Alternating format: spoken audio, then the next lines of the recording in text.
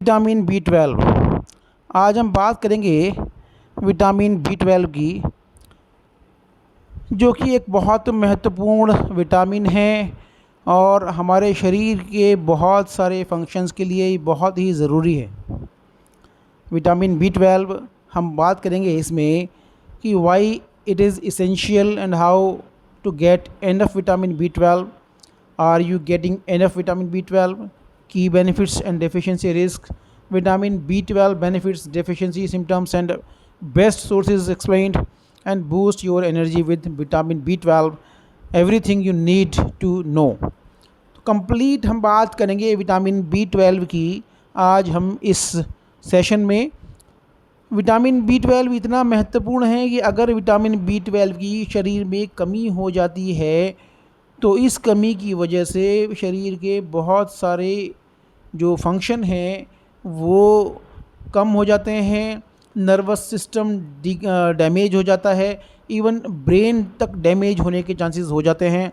आँख, हाथों में और पैर, हाथ, उंगलियों में एक सुन्नपन सा आ जाता है और काफ़ी चीज़ें, इतना न्यूरोपैथिक पेन होता है कि न्यूरोपैथी जो एक नर्वाइन पेन होता है, जो कि आम तौर से जो दवाइयाँ होती हैं पेन किलर्स, उनसे भी वो ठीक नहीं होता।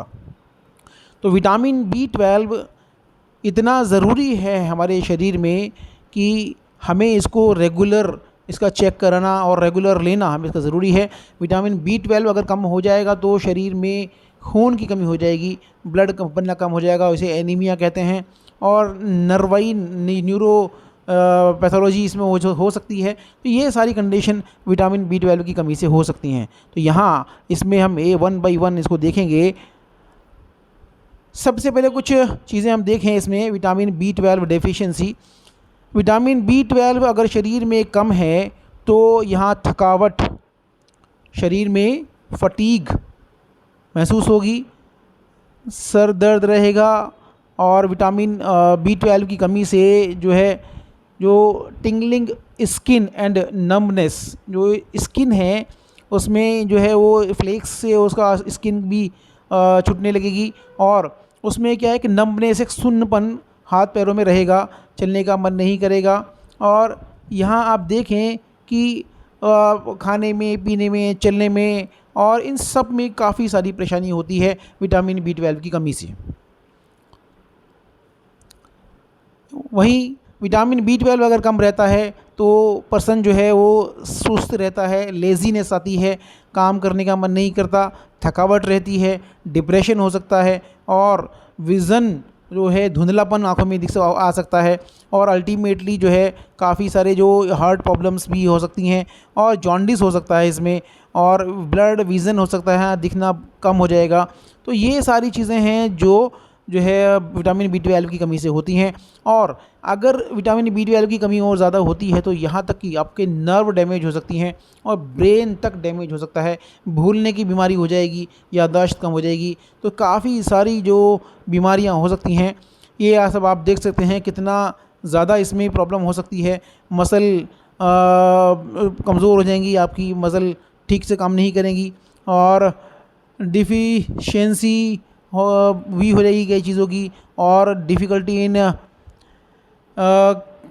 डिफ़िकल्टी भी होंगी इसमें जो है ब्रेन में कंसर्ट और रिकॉग्निशन में, और काफ़ी चीज़ें इसमें आपको दिक्कत हो जाएगी। तो विटामिन B12 जो है हमारे शरीर में बहुत ज़रूरी है, और हमें ये इसलिए इसको हमें देखना है कि विटामिन B12 हमें कहाँ कहाँ से मिल सकता है, और इसकी कमी से क्या होगा, इसके ज़्यादा होने से क्या होगा, इस किस फॉर्म में हमें वहाँ कहाँ से मिलेगा, क्या खाना है हमें, क्या नहीं खाना है, ये सब हम वन बाई वन इसके बारे में स्टडी करेंगे।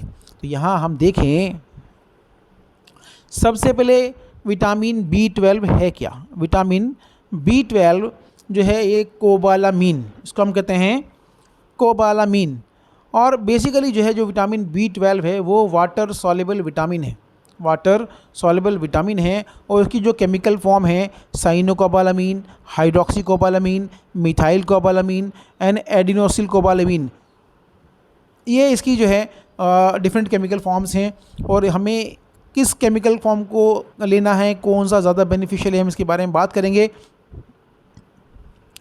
वहीं सबसे पहले अब विटामिन B12 के फंक्शन क्या हैं। मैंने आपको बताया कि विटामिन B12 के फंक्शन जो है, सबसे पहले हम देखें कि red blood cell formation RBC के बनाने में ये हेल्प करता है। Essential for production of healthy red blood sales.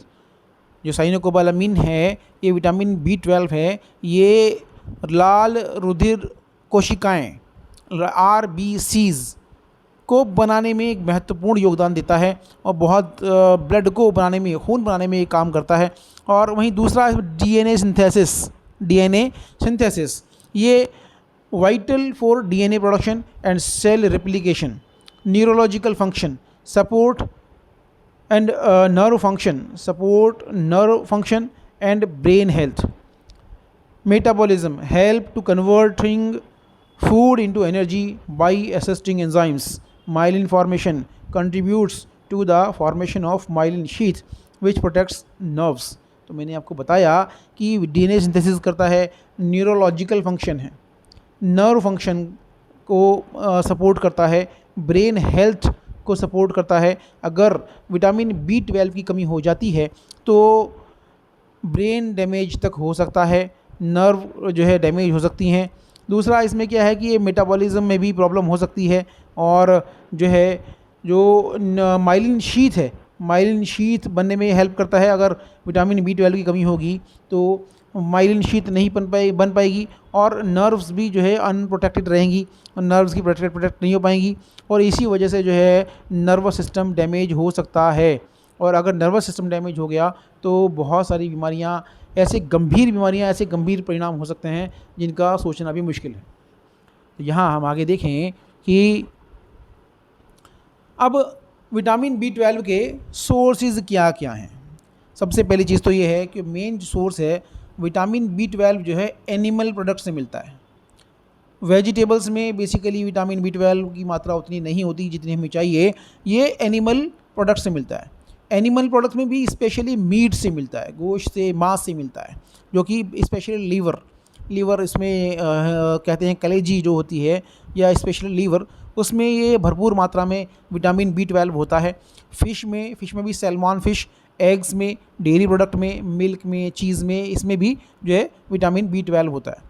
Fortified foods, some breakfast cereals, plant based milk and nutritional yeast, सब में इसमें विटामिन B12 होता है। और वहीं एक अगर विटामिन B12 बेसिकली अगर आप वेजिटेरियन हैं, अगर आप जो है वेजिटेरियन हैं, नॉनवेज फूड नहीं लेते हैं, मीट वगैरह नहीं खाते हैं, तो आपको सप्लीमेंट भी लेने पड़ सकते हैं, जैसे कि अवेलेबल इन टैबलेट्स। ये जो है जो विटामिन B12 है वो टैबलेट्स में, लोजेंजेस में, सिरप में, इंजेक्टेबल्स में, इंजेक्शंस में, पर्टिकुलरली साइनोकोबालामिन और मिथाइलकोबालामिन की फॉर्म में ये मिलता है। ये सोर्सेज हैं, इनको हम एक पिक्चर की फॉर्म में अगर हम देख लें तो ये मीट में बेसिकली मिलता है विटामिन B12, फ़िश में, मिल्क में, चीज़ में, ये सारे सोर्सेज हैं विटामिन B12 के, जो बेसिकली एनिमल प्रोडक्ट्स में ये भरपूर मात्रा में विटामिन B12 मिलता है।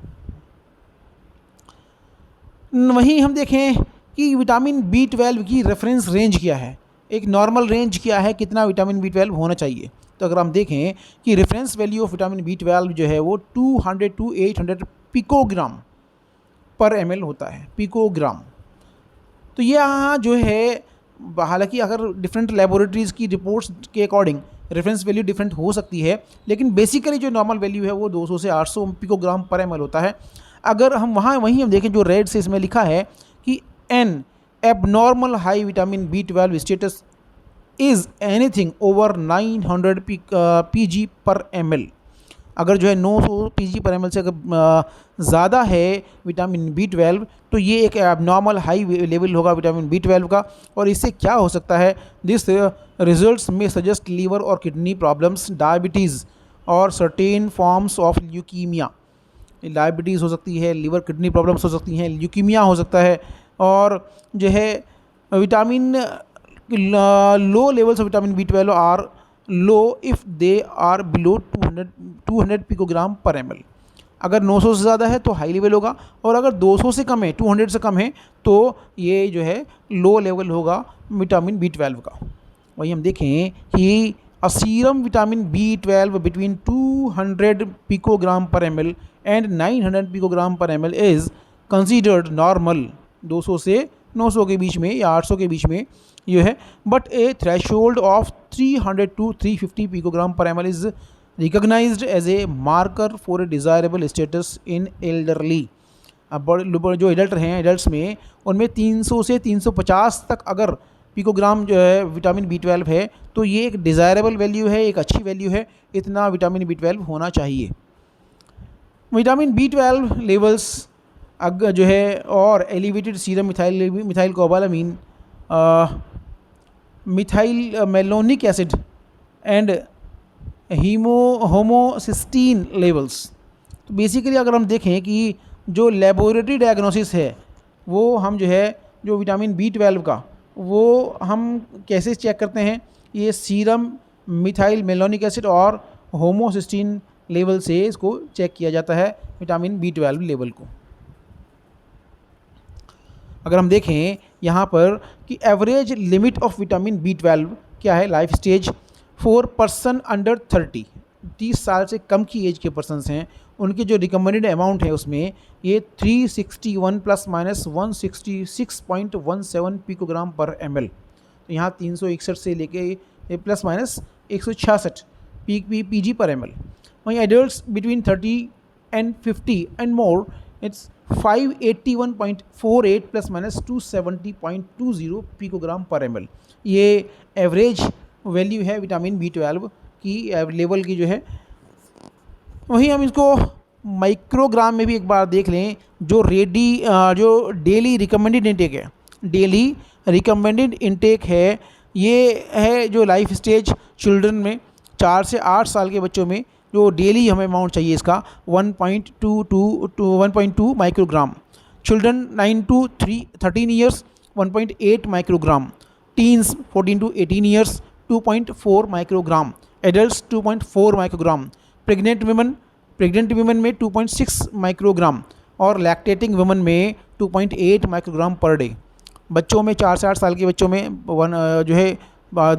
जो बच्चे 9 से 13 साल के हैं, टीन्स में 14 से 18 साल के बच्चों में और एडल्ट्स में, और जो प्रेग्नेंट लेडीज़ हैं उनमें, और जो बच्चे माताएं अपने बच्चों को दूध पिलाती हैं, लैक्टेटिंग वुमेन हैं, उनके अंदर ये वैल्यूज़ हैं जो रिकमेंडेड अमाउंट है, डेली रिकमेंडेड इनटेक है विटामिन B12 का। हायर डोजेज में be recommended for certain condition और डेफिशिएंसीज। अगर जो है कुछ सर्टेन कंडीशंस हैं या विटामिन B12 की डेफिशिएंसी है तो उस केस में हायर डोजेज भी इसकी दी जा सकती हैं। अब यहाँ पे एब्जॉर्प्शन प्रोसेस क्या होता है। एब्जॉर्प्शन प्रोसेस में सबसे पहले इसमें हम देखें जो इंट्रिंसिक फैक्टर है, a protein produce in the stomach binds with B12 and facilitates absorption in the small intestine. एक प्रोटीन होती है जो विटामिन B12 से बाइंड होती है और इसका जो एब्जॉर्प्शन है वो स्मॉल इंटेस्टाइन में होता है। स्टोरेज की हम बात अगर हम करें तो excess vitamin B12 is stored in the liver. Excess जो होता है विटामिन B12 का ये लीवर में स्टोर होता है, which can maintain levels for several years. Then deficiency causes. Deficiency से क्या क्या हो सकता है, इसमें डाइटरी डेफिशिएंसी अगर होती है तो कॉमन इन वेगन्स और vegetarians due to lack of animal product. जो लोग जो है वेजिटेरियन हैं, जो एनिमल प्रोडक्ट नहीं लेते या मीट वगैरह नहीं लेते, तो उनके अंदर ही डाइटरी डेफिशिएंसी विटामिन B12 की हो सकती है। दूसरा इशू है absorption issue. Condition like pernicious anaemia, Crohn's disease और आफ्टर गैस्ट्रो इंटेस्टाइनल सर्जरीज़। ये 3 कुछ केसेस हैं कि अगर अनीमिक है पर्सन, क्रॉन्स डिजीज़ है या GIT सर्जरीज़ हुई हैं तो उस केस में भी विटामिन B12 का एब्जॉर्प्शन इशू हो सकते हैं और उसमें भी डेफिशिएंसी हो सकती है। दैन मेडिकेशंस, तो सर्टेन मेडिकेशंस, कुछ मेडिकेशंस भी हैं, कुछ मेडिसिन्स भी ऐसी हैं जो जैसे कि मेटफॉर्मिन और प्रोटोन पंप इनहिबिटर्स। मेटफॉर्मिन जैसे जो शुगर के पेशेंट्स है वो मेटफॉर्मिन लेते ही हैं, और प्रोटोन पंप इनहिबिटर्स जैसे कि जो है रेबिप्राजोल, ओमेप्राजोल, मेटाप्रोजोल, ये सब जो जोल फैमिली के जो ड्रग्स हैं, मेटाप्रोजोल, ये रेबिप्राजोल, ओमेप्राजोल, ये सब हैं, ये प्रोटोन पंप इनहिबिटर्स हैं तो ये भी विटामिन B12 के एब्जॉर्प्शन में इंटरफेयर कर सकते हैं। तो ये कुछ कॉजेज़ हैं जिसकी वजह से डेफिशिएंसी हो सकती है। अब सिम्टम्स क्या हैं डेफिशिएंसी के? डेफिशिएंसी होगी तो क्या क्या सिम्टम्स होंगे?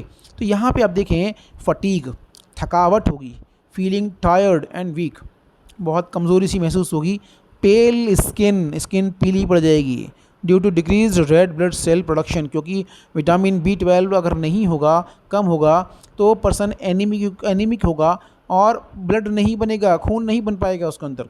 जब ब्लड नहीं बनेगा तो स्किन पेल होगी। देन नर्व प्रॉब्लम्स, हमने पहले भी पढ़ा कि ये माइलिन शीथ बनाने में हेल्प करता है।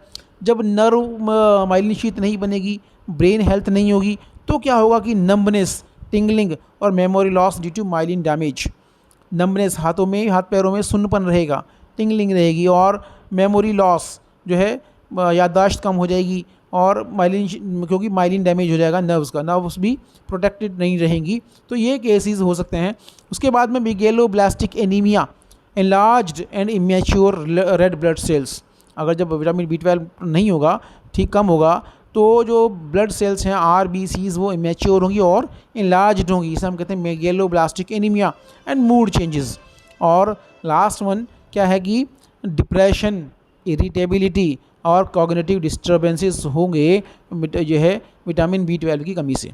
तो इसलिए आपने देखा कि विटामिन B12 हमारे हेल्थ के लिए, हमारे शरीर के लिए कितना इम्पॉर्टेंट है, कितना ज़रूरी है, हम ये इस डेफिशिएंसी में देख सकते हैं सिम्टम्स में।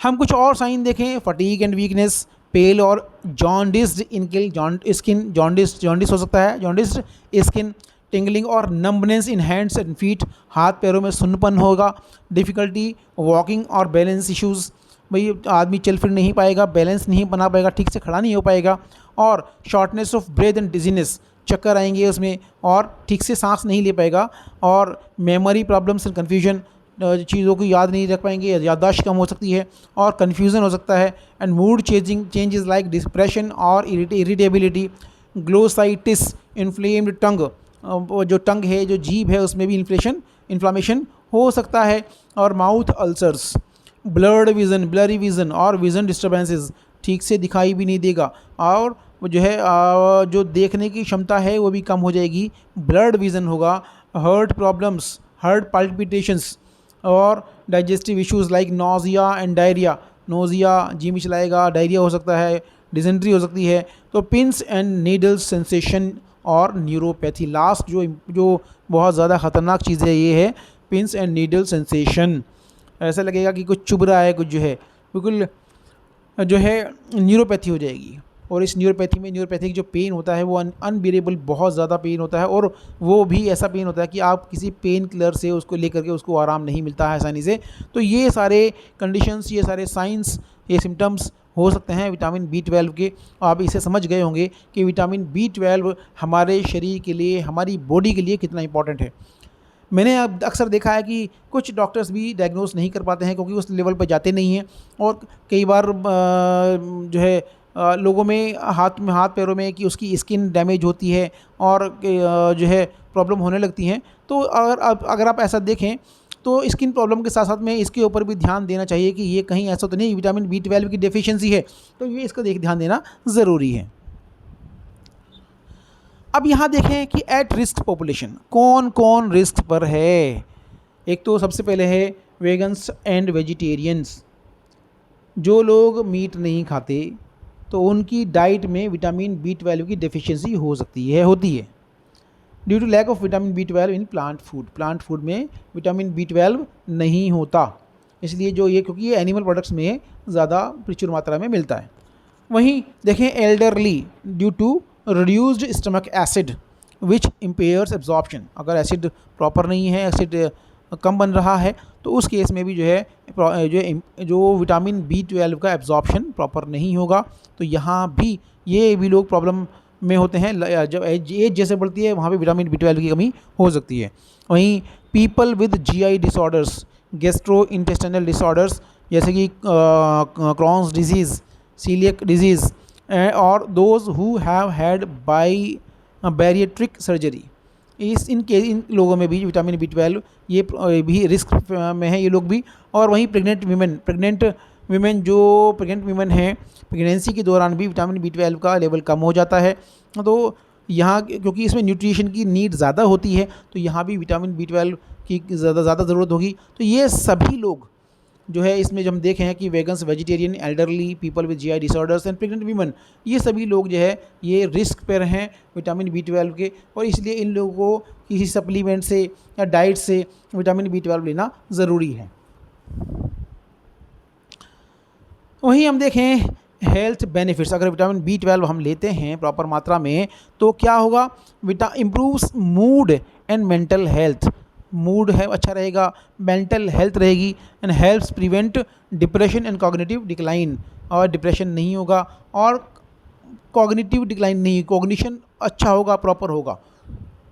Then boost energy, enhances energy production, reducing fatigue, supports bone health associated with improved bone density and reduced osteoporosis risk इसमें। then prevents birth defect, vital during pregnancy to prevent neural tube defects। वहीं reduce macular degeneration risk, supports eye health and reduces the risk of age related macular degeneration। ये सारे health benefits हैं vitamin B12 के। हम अगर देखें अब अगर विटामिन B12 की कमी है, अब क्या करेंगे, तो विटामिन B12 की कमी अगर होगी तो हमें ट्रीटमेंट करना पड़ेगा डिफिशिएंसी का। तो ट्रीटमेंट ऑफ डिफिशिएंसी क्या है, इसके लिए ऑरल सप्लीमेंट्स आते हैं। ऑरल सप्लीमेंट्स आते हैं जैसे यूज्ड फॉर माइल्ड डिफिशिएंसीज और मेंटेनेंस। आपने देखा भी है, मैंने पहले भी एक वीडियो बनाई थी, हमने एक वीडियो बनाई थी न्यूरोबियन फोर्ट पर। जो न्यूरोबियन फोर्ट है उसके अंदर भी करीब 15 माइक्रोग्राम जो है विटामिन B12 होता है, मिथाइल कोबालामीन होता है। और अगर न्यूरोबियन फोर्ट प्लस टैबलेट आती है उसके अंदर 750 माइक्रोग्राम होता है, 750 माइक्रोग्राम होता है। साइनोकैल 16 आती हैं, और भी सिरप वगैरह भी आती हैं जिसके अंदर विटामिन B12 प्रचुर मात्रा में मिल जाता है। तो अगर विटामिन B12 की कमी है तो हम उन सप्लीमेंट्स को ले सकते हैं। वहीं इंजेक्शंस हैं कुछ, जो सीवियर डिफिशिएंसी अगर होती है तो उस केस में अगर साइनोकोबालामीन की जो है डिफिशिएंसी है तो साइनोकोबालामीन या मिथाइल कोबालामीन के इंजेक्शंस कॉमनली यूज़ किए जाते हैं। वहन और उसमें सबलिंगुअल भी जो है लिया जाता है। Vitamin B12 can also be administered under the tongue for faster absorption. इसको हम जो है विटामिन B12 की टैबलेट्स को भी हम जो है अगर देखें ऐसे कुछ प्रोडक्ट्स हों जो जिनको हम टंग के अंदर रख के उसको ले सकते हैं जिससे कि एब्जॉर्प्शन फास्टर होता है। नाउ टॉक्सिसिटी एंड सेफ्टी, अगर विटामिन B12 अगर ज़्यादा हो जाएगा, अगर ज़्यादा मात्रा में ले लें तो क्या होगा, सबसे पहले हम देखें कि नॉन टॉक्सिक है। जो विटामिन B12 है इसका कोई भी अपर लिमिट और इनटेक के लिए जो है कोई अपर लिमिट नहीं है। इसका कोई भी अपर लिमिट के लिए इनटेक के लिए अपर लिमिट नहीं है। Vitamin B12 has no established upper limit to intake for intake as it is water soluble and excess is excreted in urine. अगर हम ज़्यादा कम मात्रा में ले भी लिया तो ये वाटर सॉल्युबल होता है और ये यूरिन में एक्सक्रीट आउट हो जाता है, यूरिन के थ्रू बाहर निकल जाता है। तो ये इसलिए कोई टॉक्सिक नहीं है, इसलिए इसको में बिल्कुल ना घबराएं कि ज़्यादा मात्रा में अगर ले लेंगे तो क्या होगा। ठीक है, तो ओवरडोज सिम्टम्स क्या है, अगर जो है ओवरडोज ज़्यादा हो गई है तो उसमें रेयर होते हैं, लेकिन excessive supplementation can sometimes cause mild side effects like headache, dizziness and nausea. अगर जो है एक्सेसिव सप्लीमेंट ले भी लिए तो उसमें क्या होगा कि माइल्ड जो कुछ साइड इफ़ेक्ट्स होते हैं जैसे कि हेडेक हो सकता है, चक्कर आ सकते हैं, नोजिया जी मचला सकता है, ये केसेस हो सकते हैं। मैंने बताया कि वैसे विटामिन B12 नॉन टॉक्सिक होता है, इसलिए इसको अगर सप्लीमेंट भी लेते हैं तो कोई घबराने की ज़रूरत इसमें नहीं है। इंटरेक्शंस की हम बात कर लें, बिकॉज मैं बीइंग ए फार्मासिस्ट मुझे ये सारी चीज़ें डिस्कस हम कर लें। मेडिकेशंस में जैसे मेटफॉर्मिन जो एंटी डायबिटिक मेडिसिन है, शुगर के पेशेंट्स को लेते हैं आमतौर से। प्रोटॉन पंप इनहिबिटर्स जैसे मैंने आपको बताया रेजिप्राजोल, ओमिप्राजोल और लैंसोप्राजोल, ये जो है प्रोटॉन पंप इनहिबिटर्स हैं। H2 ब्लॉकर्स जैसे कि जो है रेनिटिडिन, ये जो मेडिसिन हैं ये विटामिन B12 के एब्जॉर्प्शन को इंटरफेयर कर सकती हैं, ये जो है इंट्रैक्शन। दूसरा है अल्कोहल। अगर excessive alcohol consumption can deplete vitamin B12 levels. अगर एक्सेसिव अल्कोहल लेते हैं तो कोशिश ये हो, अगर विटामिन B12 की डेफिशिएंसी है तो अल्कोहल वगैरह ना लें। टेस्टिंग कैसे करते हैं? विटामिन ब्लड टेस्ट के थ्रू पता लगता है हमें। Serum B12 level are measure to check for deficiency. दूसरा इसमें मिथाइल मेलानिक एसिड टेस्ट भी कर सकते हैं। Elevated levels can indicate early vitamin B12 deficiency. Then दूसरा है होमोसिस्टीन लेवल्स। हाई लेवल्स में suggest a vitamin B12 deficiency along with folate. ये टेस्टिंग हैं जो कि विटामिन B12 के लिए की जाती हैं। वहीं हम देखें कि फॉर्म्स ऑफ सप्लीमेंटेशन। अब यहाँ एक क्वेश्चन है, यहाँ क्वेश्चन ये है कि जो विटामिन B12 है आपको मार्केट में कई फॉर्म में मिलेगा। साइनोकोबालामीन के फॉर्म में मिलेगा और मिथाइल कोबालामीन के फॉर्म में मिलेगा आमतौर से। तो यहाँ हम कहते हैं कि मिथाइल कोबालामीन जो फॉर्म है वो बेटर है। बेटर क्यों है? क्योंकि इसका जो एब्जॉर्प्शन जो है वो फास्ट होता है। तो हम वही साइनोकोबालामीन को हम देखें सिंथेटिक फॉर्म है और commonly used in supplements. Methyl cobalamin bioactive form है, preferred for those with absorption issues. अगर एब्जॉर्प्शन इश्यूज़ हैं किसी के साथ में तो मिथाइल कोबालामीन ही बेटर है और मिथाइल कोबालामीन ज़्यादा बेटर है। सो वहीं हम देखें तो ये हमारा सारा जो विटामिन B12 का कंप्लीट इन्फॉर्मेशन हुआ, आप इसको देखें। मैंने आपको बताया कि विटामिन B12 की कमी हमारे शरीर के लिए घातक हो सकती है। हमारे शरीर के जो है काफ़ी सारे सिस्टम को डैमेज कर सकती है, नर्वस सिस्टम को डैमेज कर सकती है, ब्रेन को डैमेज कर सकती है और यहाँ हाथ पैरों में सुन्नपन आ सकता है, चलना बोलना खड़े होना में भी दिक्कत आ सकती है, बैलेंस नहीं बन पाएगा। तो ये काफ़ी सारी परेशानियां हैं। RBCs रेड ब्लड सेल नहीं बनेगी, खून प्रॉपर नहीं बनेगा। तो ये सारी जो प्रॉब्लम हो सकती हैं विटामिन B12 की डेफिशिएंसी से। तो एक बहुत इंपॉर्टेंट टॉपिक था, मुझे लगा आपको बताना चाहिए, नॉलेज शेयर करनी चाहिए, तो मैंने आपके साथ ही नॉलेज शेयर की। आप इसको देखें और भरपूर मात्रा में विटामिन B12 लें और विटामिन्स भी प्रॉपर मात्रा में लें। और ये फ़ास्ट फूड, ये बाहर का खाना, ये चीज़ें आमतौर से इनको नहीं खाना चाहिए, जिससे कि जो है इनसे काफ़ी प्रॉब्लम होती हैं। तो आप इसको देखें, आप इससे बेनिफिट उठाएं। और आपसे एक रिक्वेस्ट है, इस चैनल को सब्सक्राइब भी कर लें और इस वीडियो को लोगों तक पहुंचा भी दें, जिससे लोग जो है इसका बेनिफिट लें और इसकी जो कमी है विटामिन B12 की, इससे बचें और अपना इसका जो है जो भी प्रॉब्लम्स इसकी वजह से हो सकती हैं उनसे अवेयर हो जाएं। धन्यवाद। Thank you very much.